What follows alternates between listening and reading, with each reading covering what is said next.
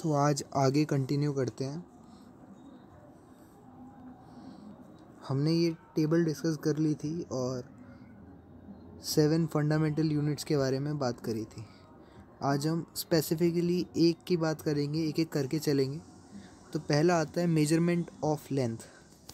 तो if you already familiar with some direct method for measuring of length, जैसे कि अगर हम स्केल का यूज़ करते हैं और अब तुम फिज़िक्स लैब जाओगे तो वहाँ पे तुम्हें वर्नियर कैलिपर मिलेगा।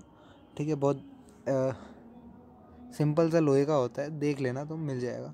और मतलब तुम्हारे जो एक्सपेरिमेंट होंगे ना, प्रैक्टिकल होंगे फिज़िक्स के, उसमें तुम्हें इसका यूज़ करना ही पड़ेगा।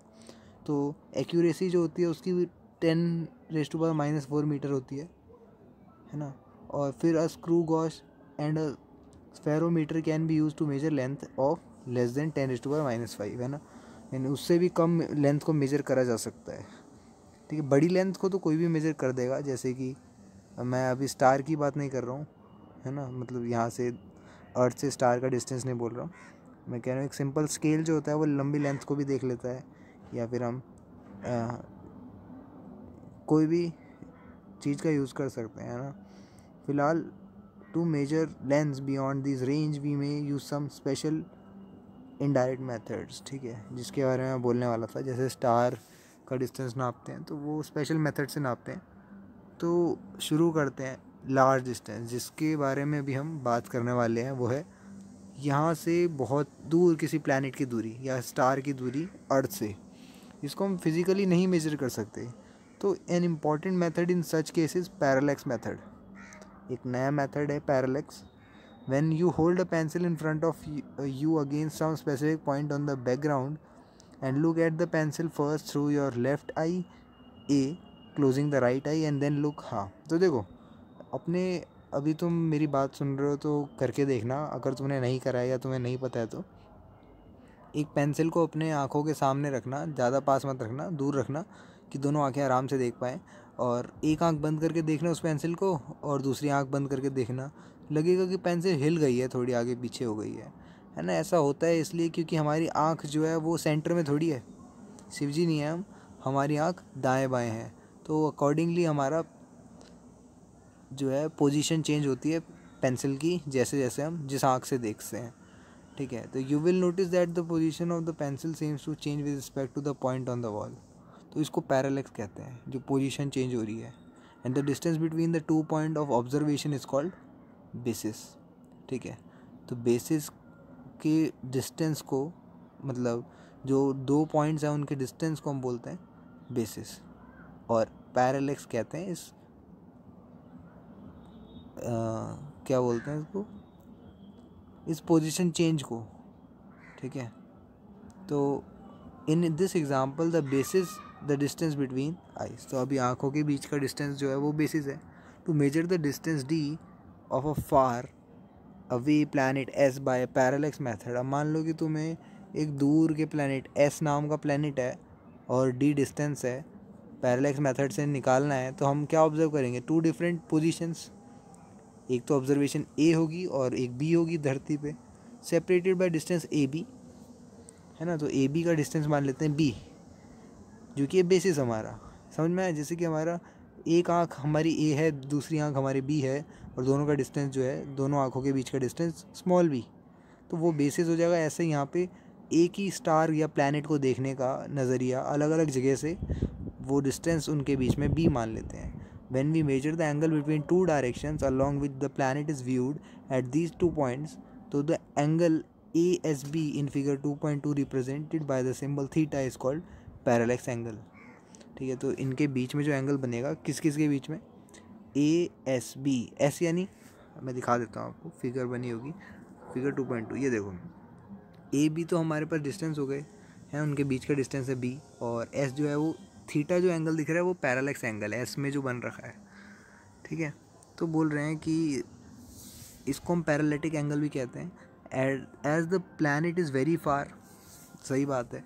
अब ग्रह जो है वो बहुत दूर है धरती से, तो हम क्या करेंगे, बी बाई डी, यानी स्मॉल बी जो है वो पास का डिस्टेंस है, और कैपिटल डी जो है वो हमने क्या लिया है, डिस्टेंस डी, यानी प्लैनेट कितनी दूरी पे है, हमने डी माना था उसे, तो कैपिटल डी जो होगा वो बहुत बड़ी वैल्यू होगी, वो स्मॉलर देन 1 होगा।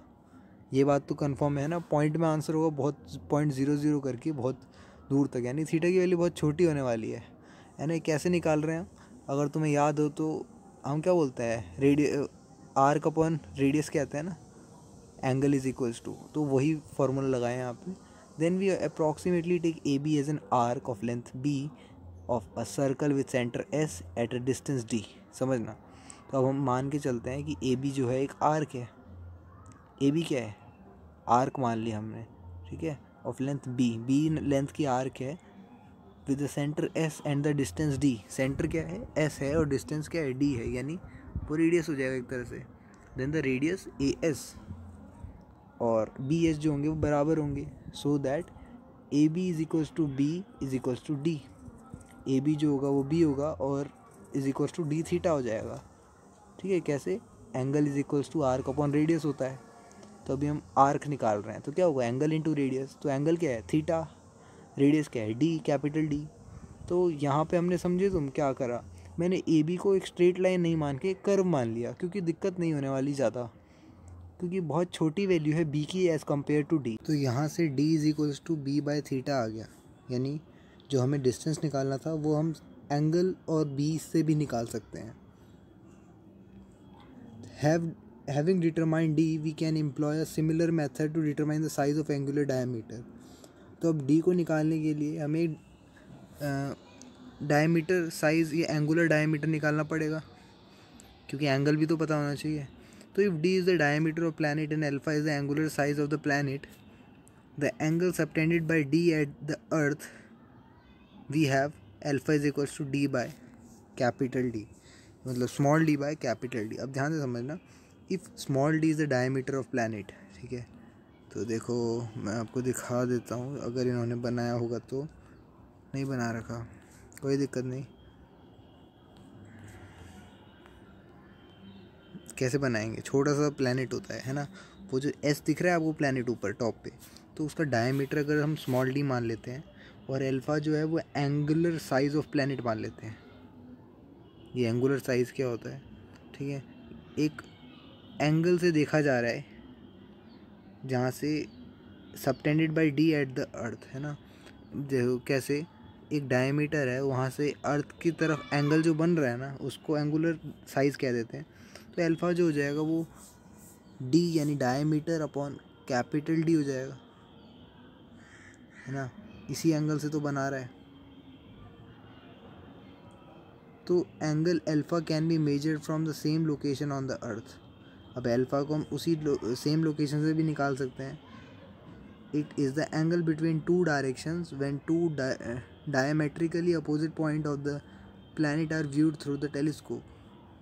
तो ये कौन सा एंगल है? दो डायरेक्शंस के बीच का एंगल है, when two diametrically opposite points, ठीक है। डायमेट्रिकली यानी डायमीटर को लेंगे अगर हम, उनके opposite points of the planet are viewed through telescope. तो टेलीस्कोप से देखो एक तरह से बोलेंगे कि एक सर्कल जैसा बन रहा है, ठीक है, एक स्फीयर बन रहा है, स्फीयर है, उसके डायमीटर स्मॉल डी है, मैं प्लैनेट की बात कर रहा हूँ, और तो वहाँ से एक एंगल सबटेंड हुआ है अल्फ़ा नाम से, उस एंगल के को कह रहे हैं ये एंगुलर साइज़, ठीक है। तो अब डायमेट्रिकली अपोजिट हो गए ना वो दो angle.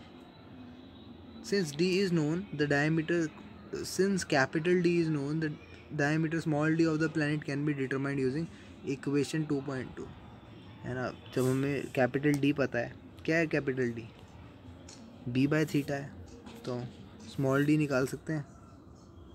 The diameter small D of the planet can be determined equation 2.2 से, ठीक है। तो ये था, और अब आगे क्वेश्चन आ गया, ठीक है। निकाल के नहीं दिखाना था इसमें, बस हमें एक्सप्लेनेशन देनी थी। एग्जाम्पल कह रहे हैं calculate the angle of 1 degree 1 degree का एंगल बताओ, 1 मिनट ऑफ आर्क और आर्क मेन। अभी कंफ्यूजिंग हो सकता है ये तुम्हारे लिए।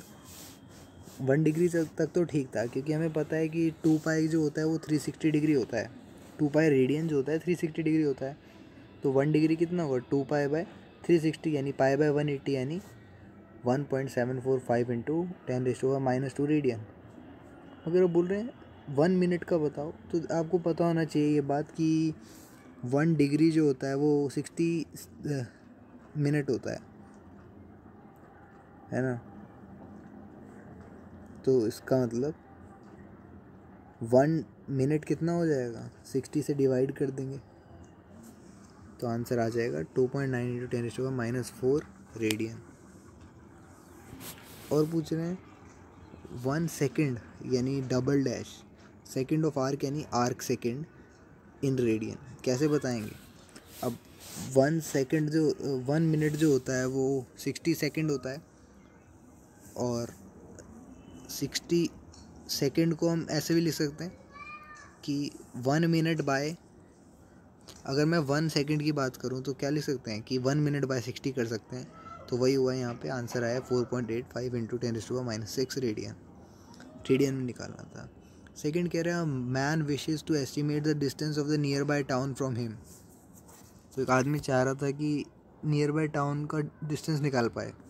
तो he stand at a point A in front of the tower C and spots a very distant object O in the line with AC। तो अब क्या कर रहा है वो पहले तो ए पॉइंट पर खड़ा हो गया in front of tower C tower के सामने and spot a very distant object O in the line with AC। अब एक दूर का ऑब्जेक्ट देखा उसने AC से, है ना। ए क्या था जहाँ पे वो खड़ा था, सी क्या था टावर। तो he then walk perpendicular AC up to B. यहाँ देखो फिगर देखो ज़्यादा क्लियर होगा। तो ए जो है वो जहाँ पे वो खड़ा है और सी पे क्या है टावर है। तो उसने अभी तक एक डिस्टेंट ऑब्जेक्ट देखा जो कि काफ़ी दूर है और यहाँ से वो पहले बी पे गया। यही बोल रहे हैं अगली लाइन में कि बोल रहे हैं कि he then walks perpendicular to AC up to B 100 metre का डिस्टेंस चलाओ and look at O and C again since O is very distant the direction O is practically same, है ना। तो अब दोबारा से देखता है तो ऐसे करके डिस्टेंट ऑब्जेक्ट को देख रहा है। तो बताओ but he find the line of sight of C shifted from the original line of sight by an angle theta. Theta angle से शिफ्ट हो गई है from the original line of sight of by an angle theta that is 40 degree, है ना। तो 40 degree का shift दिखाया है जिसको हम पैरेलक्स कहते हैं। Estimate the distance of the two tower C from his original position A। तो बता दो कि क्या डिस्टेंस होगा टावर C का from his original position A position से। तो हमें पैरेलक्स एंगल थीटा दे रखा है 40 डिग्री। तो AC क्या हो जाएगा, AC अपॉन AB जो होगा वो tan थीटा होता है। तो AC हो जाएगा AB अपॉन tan थीटा, है ना। कैसे निकाला देखो, ये हमने क्लास 10th में ही देखा था ट्रिग्नोमेट्री में। तो tan थीटा की वैल्यू जो होती है उसको हम बोलते हैं परपेंडिकुलर अपॉन हाइपोटेन्यूज। तो हमारे पास बेस 100 मीटर है और एंगल हमें पता है tan 40। तो tan 40 पता नहीं है वैसे तो हमें, मगर जो वैल्यू होती है वो या तो अप्रॉक्स आ जाते हैं या हमें टेबल दे रखी होती है या फिर हम क्वेश्चन में दे रखा होता है। तो फ़िलहाल 0.83 होती है, ये तुम्हें पता चल जाएगा, इसका याद करने की ज़रूरत नहीं है। तो आंसर आ गया 119 मीटर। तो इस तरह से निकालते हैं हम किसी भी ऑब्जेक्ट की दूरी। एग्जाम्पल 2 देख लेते हैं। The moon is observe from 2 diametrically opposite point A and B on earth. ठीक है, अब अलग अलग जगह से देखा जा रहा है मून को। तो एंगल थीटा बन रहा है at the moon by the 2 directions. ठीक है, the angle theta subtended at the moon by the 2 direction is 1 degree 54 minutes. Given the diameter of earth to be about 1.276 into 10⁻7 metre, compute the distance of the moon from the earth. तो हमें बताना है कि धरती से चांद की दूरी कितनी है। क्या क्या दे रखा है हमें, पैरेलक्स एंगल दे रखा है, डायमीटर ऑफ अर्थ दे रखा है। तो we have theta is equals to 114 second. तो यहाँ से रेडियन में आंसर आ जाएगा। कैसे करेंगे, डिग्री को हमने सेकंड में बनाने के लिए क्या करा, मैंने 60 से प्लस कर दिया, है ना, तभी तो ये आता है। और उसको भी हमने क्या करा, 60 और प्लस करके हमने सेकंड में ले आए और उस सेकंड को हमने 4 इंटू 4.85 कुछ याद आ रहा है, अभी हमने इसी को सॉल्व करा था ना, ये देखो 4.85 इंटू 10⁻6 रेडियन होता है 1 सेकेंड, तो वही मैंने मल्टीप्लाई कर दिया, ठीक है। तो यहाँ पे आ गया हमारे पास, देखो नीचे लिखा भी है कि 1 सेकेंड जो होता है 4.8 इंटू 10⁻6 रेडियन होता है, और बी जो है हमारा ए बी है, तो ये 1 पॉइंट यानी ये क्या है, जो मैं बेसिस कह रहा था तुम्हें अभी थोड़ी देर पहले, वो डायमीटर है हमारा धरती का, क्योंकि डिस्टेंट पॉइंट पे लेके बना है, तो 1.2 इंटू 10⁻7 मीटर है। तो इक्वेशन के आधार पे d is equals to B by theta हो जाएगा, है ना। क्या बोलते हैं इसको, जैसे बोलते हैं angle is equal to arc upon radius, तो radius equal to arc upon angle हो जाएगा। तो डाला तो आंसर आ गया 3.84 इंटू 10⁸ मीटर, ठीक है। अगला क्वेश्चन कह रहा है the sun angular diameter is measure to be, sun का एंगुलर डायमीटर हमने देखा, वो जो मैं अल्फ़ा की बात कर रहे थे 1920 मिनट, ये सेकंड है, ठीक है, sorry. The distance D of the sun from the earth is 1.496 into 10⁻11 metre. तो हमें डिस्टेंस में मिल गया, तो डायमीटर बता दो सन का कितना होगा। तो सन का एंगुलर डायमीटर अल्फ़ा दे रखा है हमें, तो हमने रेडियन में निकाला। सन का डायमीटर निकालने के लिए हम अल्फ़ा इंटू कैपिटल डी कर देंगे, दैट इज़ दोनों क्वेश्चन में दे रखे हैं और हमारा आंसर आ जाएगा। तो आज के लिए इतना ही रखते हैं। Estimation of very small distance जो है वो नेक्स्ट क्लास में करेंगे। आज हमने estimation of very large distance करा, है ना। तो होप आपको समझ में आया होगा, एक बार इसको दोबारा से रीड करना, है ना, उसको विजुअली समझ के देखना जो क्या कहना चाह रहे हैं इस पर्टिकुलर इस पैराग्राफ में, हैविंग डिटरमाइंड डी से लेके इक्वेशन 2.2 तक। इस पैराग्राफ में आपको धीरे धीरे पढ़ना है और समझना है, ठीक है, और दिमाग में फिगर बनाने या कॉपी पे बना के देखना। और आज के लिए इतना ही, बाकी नेक्स्ट क्लास में देखते हैं।